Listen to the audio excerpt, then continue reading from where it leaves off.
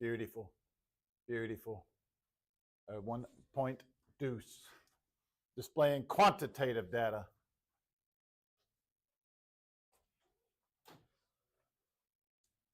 This one's used a whole lot more than categorical data. We don't display categorical data a whole lot.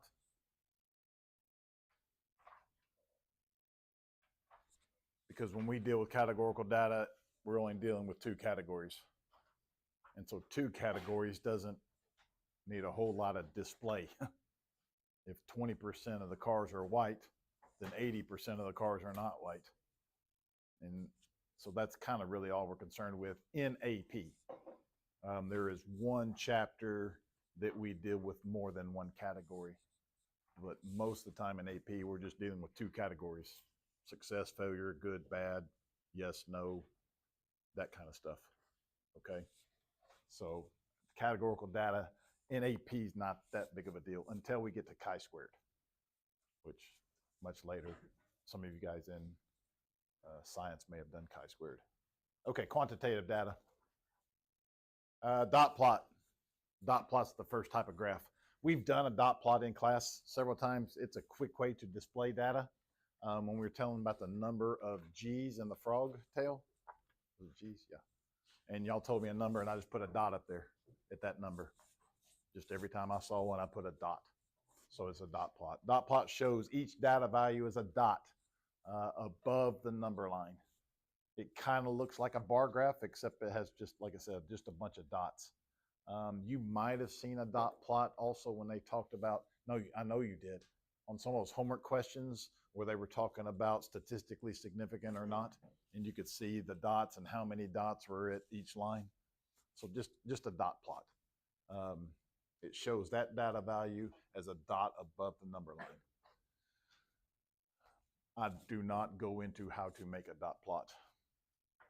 However, it will be up here, but I don't think you'll ever have to make one. You just got to know how to read one. You got a horizontal axis. You got scales. Here's the number of goals scored in, I forget, women's soccer. I don't know. It's a soccer match. I forget what it is. So you can easily see that one goal was scored 1, 2, 3, 4, 5, 6 times. 1, 2, 3, 4, 5 times they scored 2. 3 they scored 3. 4 they only scored once, but 5 they got 3 times, and then they scored 9 one time and 10 one time. Good enough? So it's a dot plot.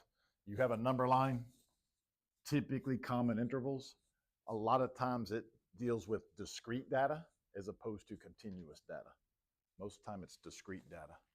However, it could be continuous. It just, I don't want to spend a whole lot on it. Stem plots. These get a little confusing at first. I think, I don't know how many of these you've seen. We used to call them stem and leaf plots. So basically you have a stem is what they want to call it. And then you'll have a line with some leaves. In AP stats, we just call them stem plots. So each data value is separated into 2 parts, a stem and a leaf. Okay? The stems are ordered from the lowest to the highest vertically. Typically, it's vertically. So the lowest to the highest. It doesn't have to start at 0. It doesn't have to start at 1. It doesn't have to start at 2. It could be 15. It could be 16. Whatever that number is will be from the lowest value to the highest value. Low to the high. And then the leaves kind of go out this way. Again, it's better to show you an example of it in just a second than trying to write it in words. They're in increasing order. I don't want to go through all this. Okay. 20 female students. How many pairs of shoes do you have? So there's the numbers. Okay with that? So if I'm to make a dot plot of that, I got to start at probably 13. It looks like I have to go all the way up to like 57. And the dot plots are not going to go very high. Y'all kind of okay with all that? So I'm not sure a dot plot would be the best representation of that. So if they just said construct a stem plot, I'm going to find the smallest number up here where it looks like it's 13. So that's going to be my first stem. And my biggest number is 57. So I'm going to go 1, 2, 3, 4, 5. So those represent the tens digits. And then all my leaves represent the ones digits.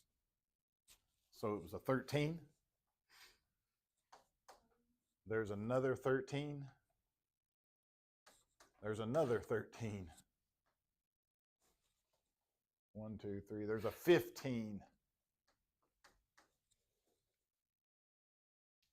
There's a 19. Y'all kind of okay with all that? Then I just start going to the 20s. They should be in order.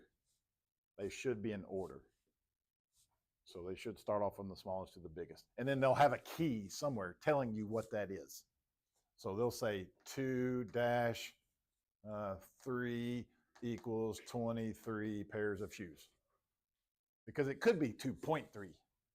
It could be something like 2.3. It could be maybe 130. It could be, that'd be 150, 190. We don't really know exactly what it is, so they'll put you a key somewhere telling you what each line represents, okay? So 1 through 5, that's not in order, and then the leaves are in order. You can see by far the 49 is the least amount.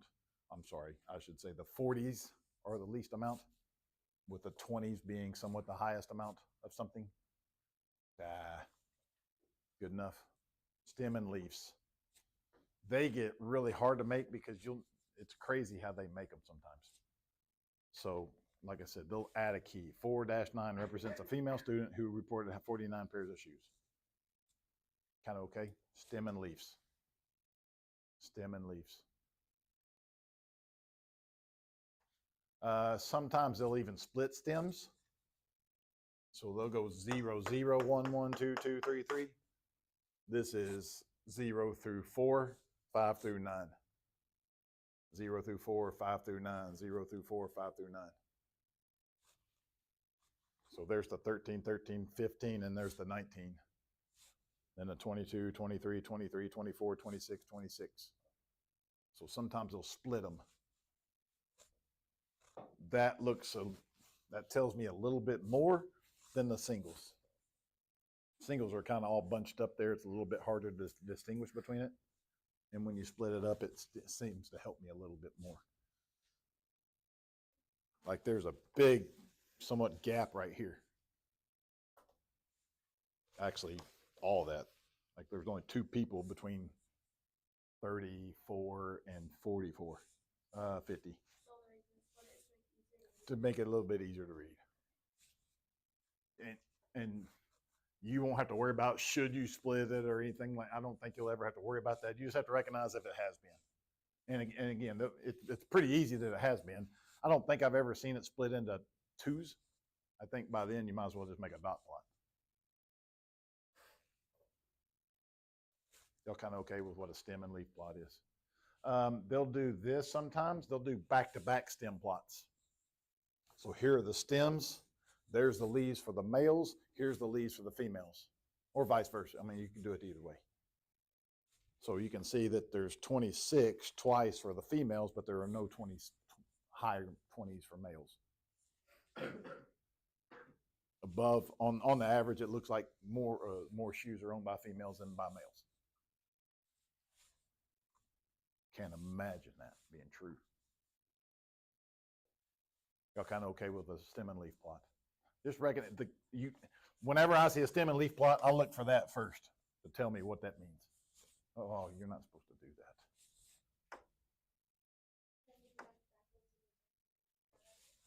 Yes, correct. We're going to split it up. I don't know.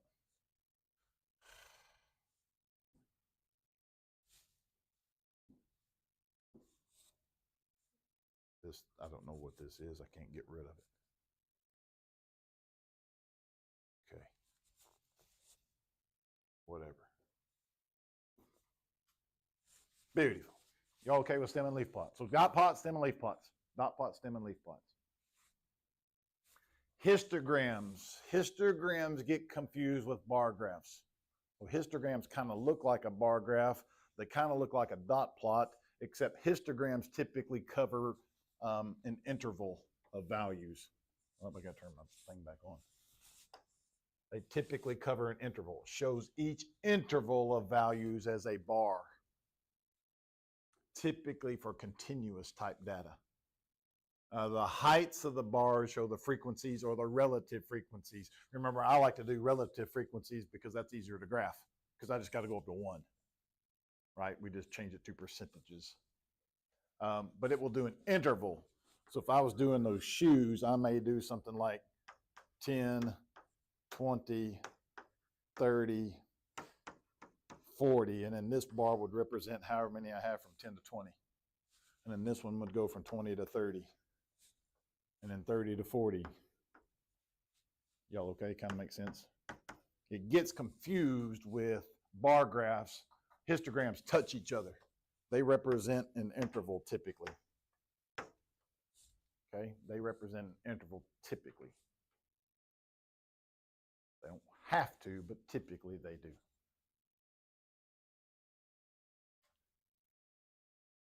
The bad part about a histogram is, this is a key, is it doesn't retain the original set of data. Like, I don't know how many 11s, 12s, 13s, 14s, 15s, 16, there may not be any. They may all be 10. And so here's a very common question for student or for AP to say. Y'all, range, highest value minus lowest value, okay? So the range of this is 40. The range is not from 10 to 50, the range is 40, okay? And so, let me rephrase that. I don't know what the range is, but they tell you the range is 40. That's always one of the choices. We don't know what the range is because I don't know how many 50s there are, or if there are any. There may not be any 50s. The highest number may be a 41, maybe, and the lowest number might be a 19. Well, then the range is not anywhere close to being 40. Y'all kind of make sense on that, okay? So it doesn't retain the original set of data. That's the biggest problem with a histogram. It doesn't retain the original set of data. A dot plot does. A stem and leaf plot does. I can go back and tell you exactly how many 22s there were. This one, I have no idea how many 22s there were. Okay with that? So just kind of recognize that. That's what a histogram is. This is the dot plot. Again, that would start to get tedious, making all those dots. I don't have any idea how many dots there are there, but you can make that into a histogram a little bit easier. Okay? Bless you. So they notice that they went from 1.5, here's 2, so I guess that's 1.75. 2.53, 3.54, 4.55. Good enough? It comes up in a second.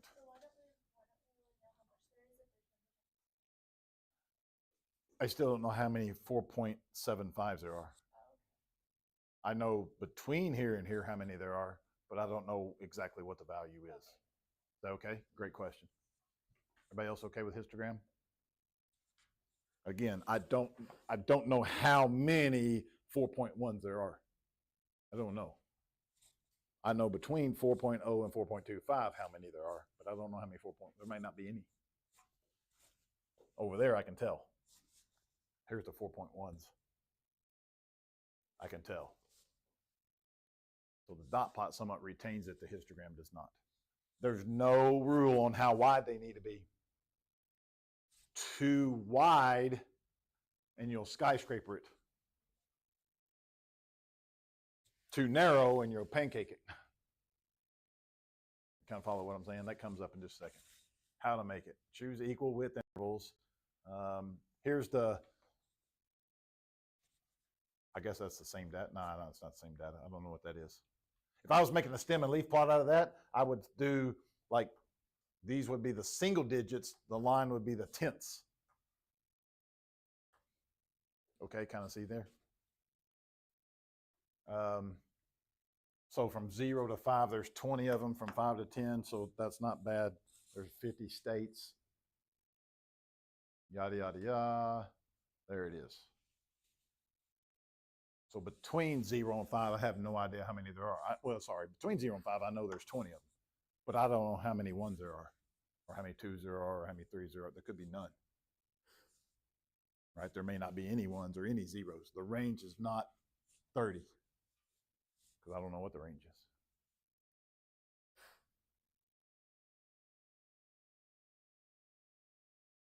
And if I widen that out, right? So if I just went from 0 to 10, and then 10 to 20, y'all okay with what I did? There'd only be 3 bars, and they'd be really tall. So too wide of intervals will skyscraper it. But if I went from 0 to 2, 2 to 4, 2 to 6, it's going to pancake it. Just recognize those type of things. That's kind of misleading type things. Go ahead, talk to me. No, it does not. That's a great question too. None of these have to start with 0. Yep, that's a great question. Very common. Just understand that could be somewhat. I like for it to start at 0 here to go up, for sure. That one needs to start at 0 because that's how you can mislead them. But horizontal, it doesn't matter what you started at. Okay, you can start it at whatever you decided. That's like my stem and leaf. I didn't start it at 0. I started at 1 or 13. I think even 13. Great question. Great question. Anything else that I may not have covered on this thing so far? Histograms, dot plots, stem and leaf plots. Those are typically the 3 that we use for numerical data. Typically those 3. Okay, describing distributions. Remember, describing categorical, high, low, something else, be specific, right? It's different for quantitative or numerical. So to describe a numerical value or describe a numerical distribution, you need to discuss certain things. And I always say, here, I call it cuss BS. Whenever you're asked to describe numerical distribution, numerical, not categorical, numerical, cuss BS. The C is the center. You tell me about where the center is. Just don't lie. Don't lie. Tell me about what the center is. The center of this distribution looks to be boom. Don't tell me the mean of this distribution is this if that's the median. Or don't tell me the median as if that's the mean. If you know what the mean is, you can say the mean of this distribution is this. Okay? But as long as you just get close, the center of the data. The center of the data. Then anything that's weird about the data, anything that's weird, there's a big gap in it, there's a big cluster in it, there's an outlier, just anything that looks weird about the data. A lot of times there's nothing weird. A lot of times there's nothing weird. So anything that looks weird, how am I going to know? You'll know. You'll know. Anything that looks weird about the data. And then you're going to tell me the shape of the data. What does the shape look like? And I'll tell you, that's what we're going to kind of go over in the next 5 or 6 slides, the shape. Okay? So tell me about what the shape is. Again, just don't lie. Don't lie. As long as you describe the shape and you're not lying, you're going to get the point for it. As long as you tell me about what the center is, you'll get the point for it. And if you tell me anything weird about it, you're going to get the point for it. And then you got to tell me about the spread. The spread. They use the word variability a lot. How much does it vary? Okay, there's a lot of variability. There's not much variability. It doesn't vary much. It varies a lot. Okay? And then we know the BS is to be specific. In context. In context. You tell me what the variables are. You tell me what it's about. Right? The number of goals scored by the U.S.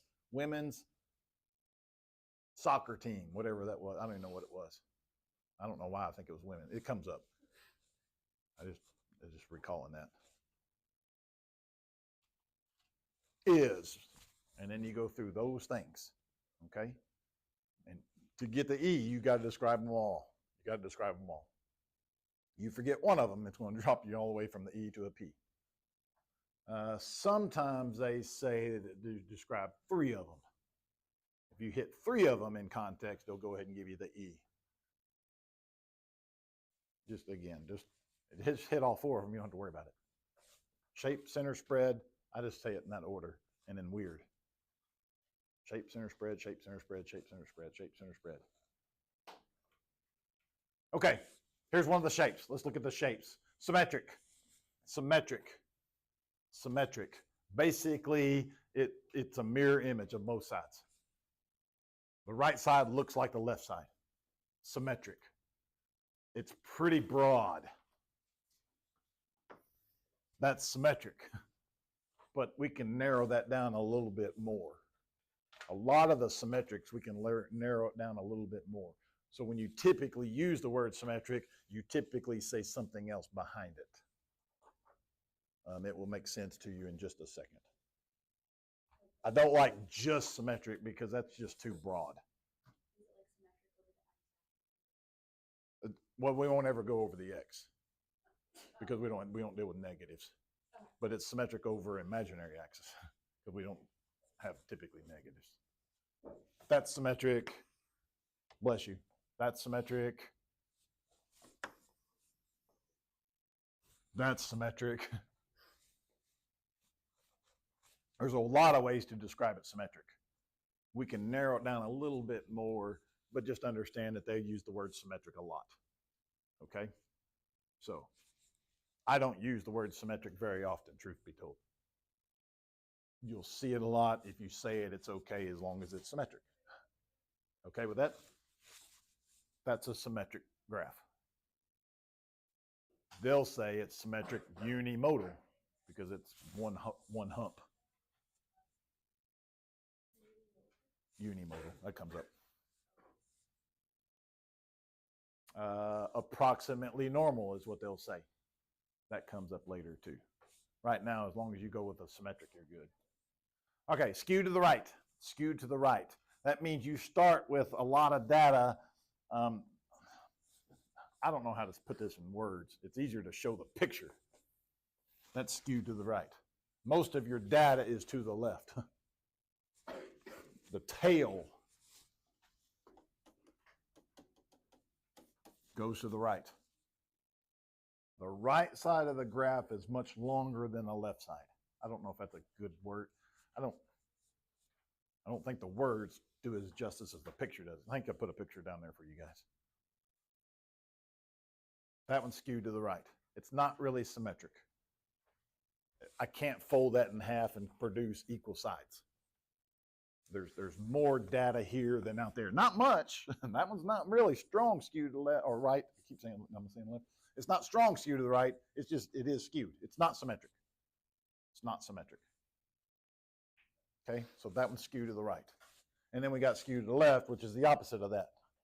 That one is stronger skewed to the left than the previous one was skewed to the right.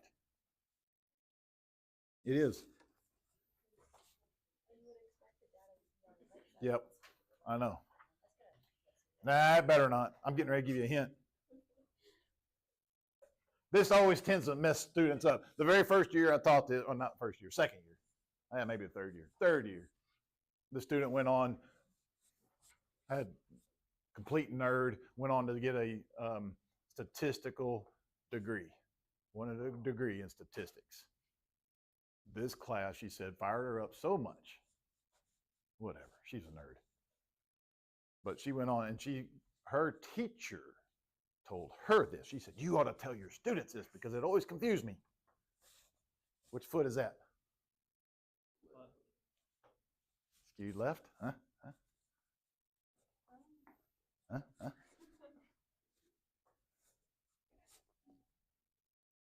Do yourself a favor. Don't ever look up feet on the internet, by the way. It took me a long time to find these. I finally had to tell it something else, like pretty feet, because the feet that show up are not pretty. That's your left foot, that's skewed left. This one's your right foot, it's skewed to the right. So if you get confused, look at your feet, unless your feet are jacked up.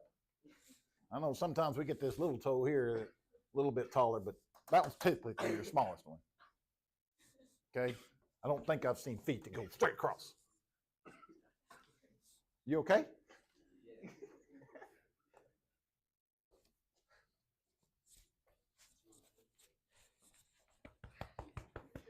Okay, burp. Okay, left and right foot. Don't. Most of the data is over here. The least amount is down here to the left. That's where the tail goes. I call it the tail. The tail area is skewed to the left, skewed to the right. It's wherever the tail goes. Okay? Uniform's pretty much straight across. Close. Doesn't have to be perfect, just close. You don't really start high, go low, go low. It's just pretty much straight across. Uniform. Pretty close to being straight across. Doesn't have to be exact. You know, understand uniforms could mean symmetric, right? I mean, if it's straight across, it's somewhat symmetric. But you telling me it's symmetric, or you telling me it's uniform, you telling me it's uniform tells me a little bit more than symmetric. Symmetric could be a bunch of different shapes and still be mirror image. Uniform has to be straight across. So that's where I think uniform tells me more than just being symmetric, okay? That is somewhat uniform, even though there's somewhat a little low spot right here, it goes pretty close to straight across, okay? They're really loose with a lot of this stuff, right? Wait a second, that goes down and then up and then down. Well, then, I mean, by then you might as well just tell me exactly what it does the whole way. It's pretty close to being straight across. So could there technically be two right answers? Is it Well, don't lie. Don't lie. Don't lie. If you lie, it's wrong. You okay with what I'm saying? I mean, there's 29 of you cats in here. Y'all could say it's something different. Just don't tell me that's skewed to the right. You're wrong. Okay? Don't tell me that's skewed to the right. You can tell me it's symmetric. They're probably looking for uniform. Bimodal is a camel, 2 humps. Modal, y'all know mode, right? Mode is the most often. So bimodal means there's 2 modes. So there's 2 humps.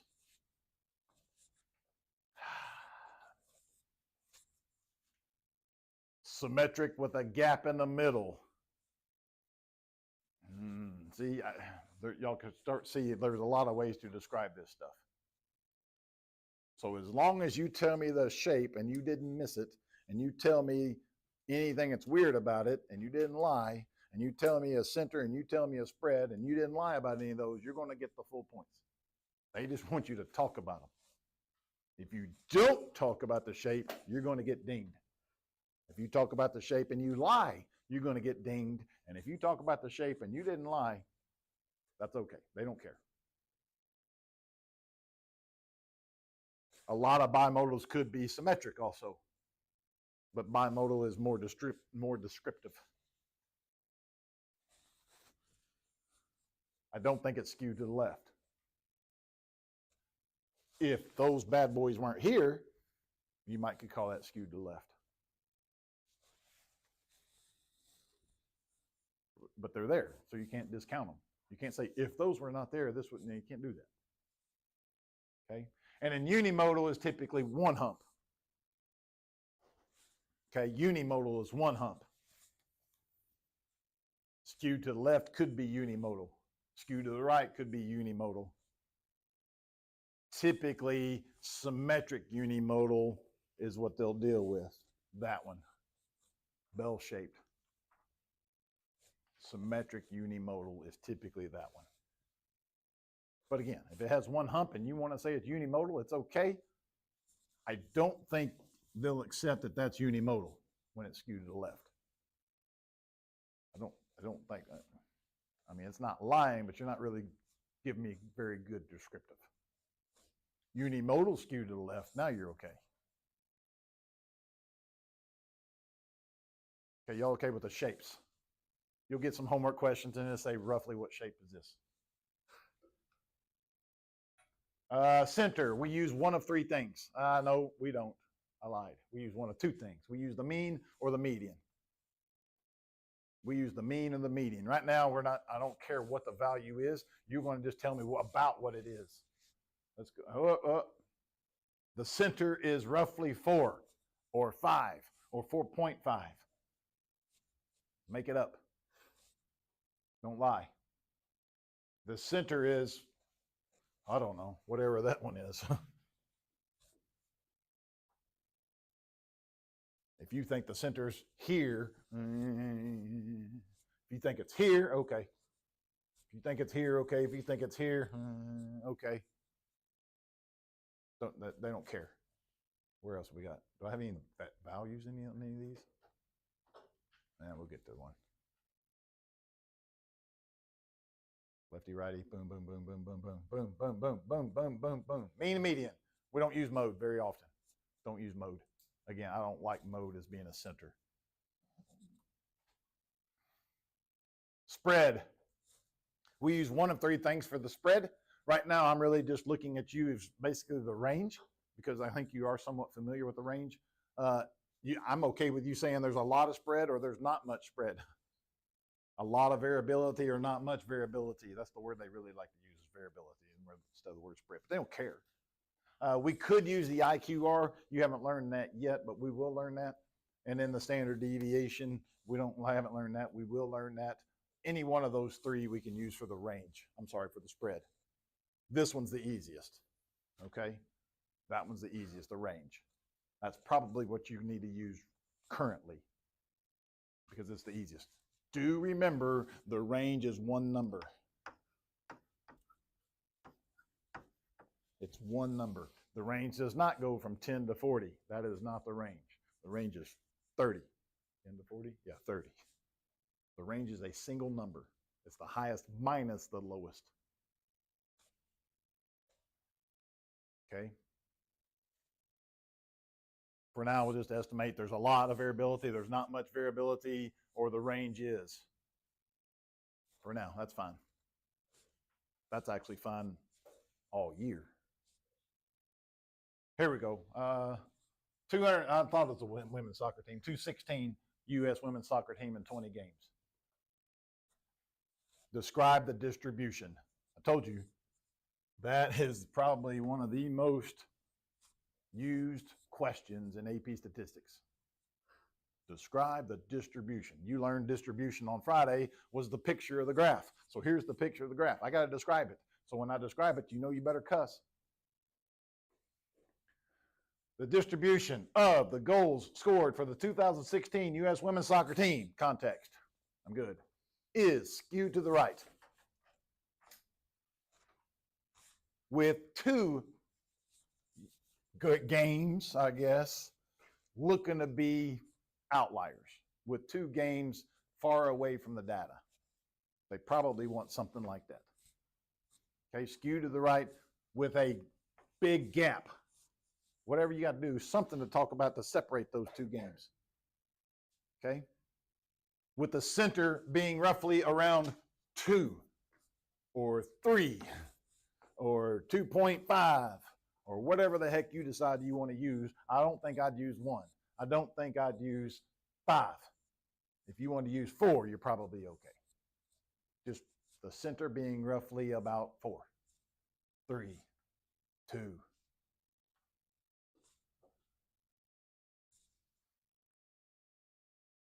Right now, I don't care if you tell me that that's quite a bit of variability or not much variability.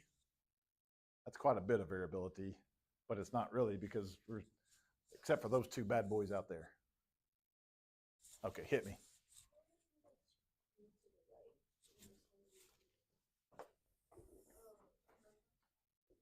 Yep, that's where the tail goes. Yep, I know it's real confusing, you guys, at first about that skewness. Just draw it if you have to. Most of the data is to the left, so that makes it skew to the right. Or the tail is to the right, skewed to the right. Okay? I know it's confusing. Just got to look, big toe, little toe. Yes, ma'am. Not right now. I would, 9 and 10 are possible outliers. I'm not going to say that they are outliers because I don't know. If you want to say that there's a gap from 5 to 9. Yep. You said that 4 could be a center. Well, because 9 and 10, if I'm starting to look at the mean, that 9 and 10 is starting to pull it pretty good. Right?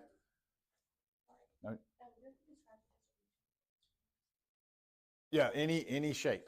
It could be any shape. For Instagram? Yes, numerical data. Whenever we're doing the spread for Instagrams, can we not do? You could say the possible range, Oh, or with the highest. oh, possible. Yes, Okay. with the. That's a great question. That came up on one of the free responses. So if this was a histogram, you could say the range could be any number between these two, because you know the maxes or we know the possible mins. Does that kind of make sense? Would y'all hear what I'm saying? Kind of. The range could be from here to here. Yes. Yep. The smallest possible range is this, and the largest possible range is this. Yep. A lot of times, after you learn IQR and standard deviation, we won't use range.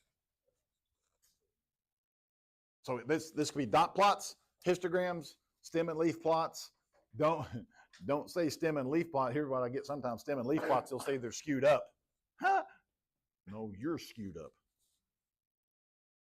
They're still skewed to the right or left. You just have to flip it. You have to turn it yourself. They're either skewed to the right. Some students say that they're skewed to the bigger numbers. You don't have to. They're skewed positively. I didn't say that. I'm glad that came up. You don't have to say right or left. You don't have to say right or left if that messes you up. Skewed to the lower numbers. Skewed to the lower numbers, or skewed negatively. Okay, you can say that if you don't like left, right. Skewed to the lower numbers, skewed positively, skewed to the bigger numbers, skewed positive. I think I said positive both times. This negative, that's positive. Beautiful, beautiful, beautiful. The distribution for the 20 games played by the 2016 U.S. women's soccer team is skewed to the right, with a center at approximately 3, spread from 1 to 10. Notice how they said spread from 1 to 10. They didn't say the range from 1 to 10. 2 times they scored way above the average at 9 and 10 goals and might be considered outliers. Beautiful. Nobody's going to say it like that in this class, but as long as you talk about the shape, center, spread, outliers, and you put it in the context, you're going to get full marks for that. Everybody okay? So when I'm grading these things, I'll go through and look for, and I'll put little check marks for those 4 things. Typically it's 3 because a lot of times there's not anything unusual. So the shape, every one of them has a shape, every one of them has a center, and every one of them has a spread. They all don't have something unusual. We used census at schools, random data selector to choose 50 students from each country. There are the dot plots of the household sizes reported to the survey respondents. Compare the distributions for these 2 countries. So there's South Africa, here's UK. This is common also. This is common also when they want to compare the distributions, okay? So listen carefully, read. It says compare. Listen to what I'm going to say. The center of the household size for the South Africa is roughly 7, with the center of the household size of UK roughly 4. Good enough? No points. No points. Because I didn't compare. I didn't compare. I just told you what they were. There's a difference. They don't care what they are. They want you to compare. The center for the household size for Africa is higher than the center of household for UK. Bueno. Good. We only have to mention one of the things. Well, you got to talk about all of them, but you got to compare it. Higher, lower, same. Y'all okay with what I'm saying? If I tell you that this one's 6 and I tell you that that one's 4, they're stupid. They don't know that 6 is bigger than 4. You have to tell me. The household size for the South Africa is roughly 6, which is higher than the household size for the UK, which is roughly 4. Now you're okay. You actually said extra. You don't have to tell me what they were. You have to compare them. The household size for South Africa is more varied than the household size for UK. It's spread more, has higher range, has a higher IQR, it's everything. You don't have to say one of them. So you can just say higher variability. That's all. That's okay. That's good. Varies more. It's hard to compare shapes. Household size for South Africa is skewed to the right. Unimodal, symmetric. Good enough with all I'm saying? So compare the shapes, and again, you can't really compare them without just saying what they are, but compare the centers. One of them's higher than the other, or they're about the same. Compare the spreads. One of them's higher than the other, or they're about the same. Yep. Is the South African graph, is that also unimodal, or does it have to be symmetric? Say that one more time, I'm sorry. Like, is the graph on the left also unimodal? Or I don't think so. Okay. I don't. I mean, it could be. Whenever they do unimodal, typically it's more like that. They like, even though it's one height, they like for that to be skewed to the right. Correct. Correct. Not symmetric. She said if it's skewed to the right, it's not symmetric. That one's so bunched together, it's kind of hard to tell what the shape is. So for this one, we only have to compare. We're not to say this is this. Correct. This, and then this is how. Correct. Just like skip all that. Skip all. Don't tell me what they are. Just compare them. Good enough. Less chance of lying to tell me what they are. Thank you. Yep. Again, that's kind of hard without just saying what they are. That's just kind of hard. You can't really. This one's more symmetric. This one's less symmetric. I mean, I just say what they are. Yeah, I don't really compare shapes per se.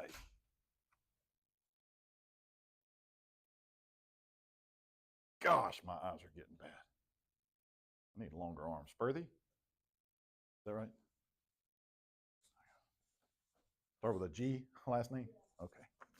Whew. There you go, hon. Y'all okay with that? So comparing the shapes, skew to the right where UK is more symmetric. Again, just saying what they are is okay, I think, with that. Very common for them to use to and compare. And you'll see it. If it says compare, that's explicitly telling you to compare. You telling me that this one's 6 and this was 4, didn't compare them. It just told me what they were. When comparing distributions of quantitative data, it's not enough to list the values of the center and the variability. You must explicitly compare those values using words like greater than, less than, about the same as. And those are typically what I use. Bigger, smaller, about the same. And I told you guys we use these squishy words a lot in this class. About the same. We don't say that they're the same. Looks more, appears to be, approximately. We don't like to say concrete words in this class, unless if you know for a fact. The center appears to be larger. It may not be, but it appears to be. The center is. Be careful. Y'all good enough with all that stuff, right? You might have lied on that, so we don't want to do that. The shape of the distribution in the UK is roughly symmetric with a single peak at 4. The distribution household size for South Africa is skewed to the right with a single peak at 4. People with a clear gap between 15 and whatever. Outliers. There don't appear to be any outliers in the UK. The South African distribution appears 2 outliers. The center, household size for the South African students tend to be larger. I think they're doing way too much context. I don't think you have to do context for each one of those. I like the context for one of them and just say it's bigger, smaller than the other one. I don't think you need context for every single one of those. Y'all okay with what I'm saying on that? You can write too much on that. The household sizes for the South African tends to vary more, has more variability, has more spread. I mean, that's obvious, right? Y'all can kind of somewhat see that. It's how much it centers, how much does it vary about the middle? That's what variability is. So we kind of think that the middle's right around here. Well, that one's a whole lot more spread than that one. That one's a whole lot more compressed in together. That data is a whole lot less varied than that data. So the varied tells me the spread of it, right? I like your test scores to be not varied, right? I like them to be all right in there. If they're varied a whole lot, that means we got a wide range of, I don't, whatever, the way I did that, I did a good job and I must have did a bad job. Kind of understand with all that. Hit me. When it takes the 3 to 26 and the 2 to 6, is that like you're just showing us like so that we understand, or is that like we should be writing in parentheses from 3 to 26? No, yeah, again, I don't, when I'm comparing, I'm just bigger, smaller, I'm good.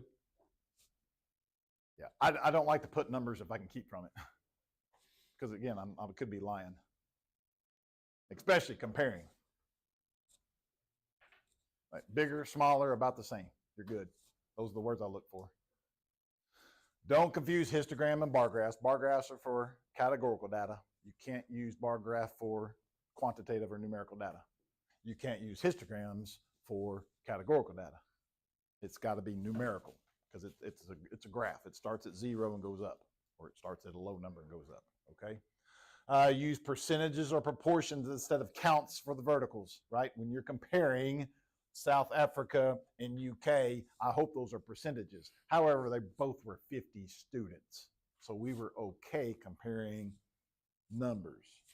But if this was 200 students and this was only 20 students, these dots would go a whole lot higher than these dots. And that's why you like to use percentages to compare. So just be careful about that. They don't mess that up too. Just because graph looks nice doesn't make a good display. Just because it's a pretty graph doesn't mean that we couldn't have done a better job of that. All right, guys.